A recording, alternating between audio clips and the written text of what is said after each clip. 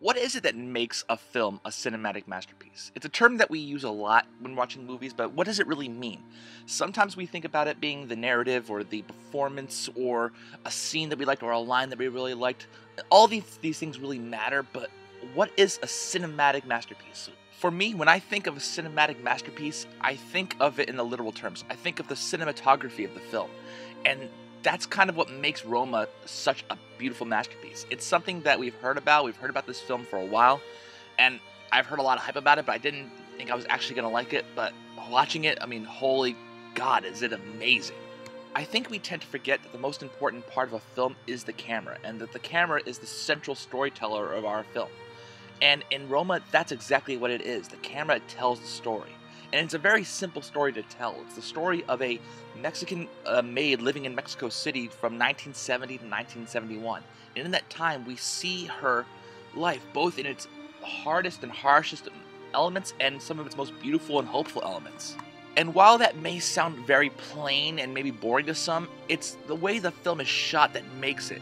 The camera fills up the entire space. The background, from the depth to the width of it, is filled up with stories. You know so much about this film by what's happening around our characters as opposed to what's actually happening to them in front.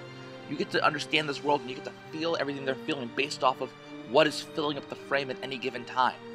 There's just something about the way any given shot in this film is blocked, the way characters are set up, the way the background is detailed, the way the scenery is detailed, the way that things in the peripheral show up and they have an interesting story. There's a story told in every shot in this film that is independent of the film itself, and when it's all put together, it makes something that is so much more grand and so much more epic than the actual immediate story.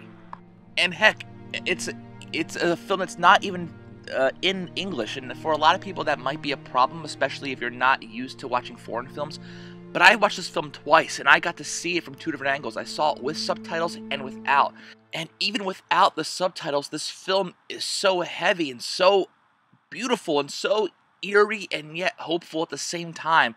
And I would challenge anybody to give this film a shot because it is remarkable, especially if you're a lover of film and a lover of the way the camera is used.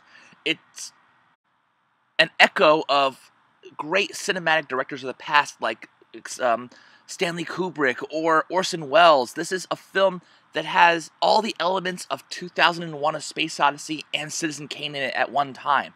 The film is absolutely remarkable. So yeah, if you're looking for a major story with a lot of memorable lines or memorable scenes, you're not going to really enjoy this film. This is a film that's meant to be taken in as the whole, to be viewed and analyzed and just and absorbed for every little shot, every little frame that it has. Roma. I loved it, and I think you will too.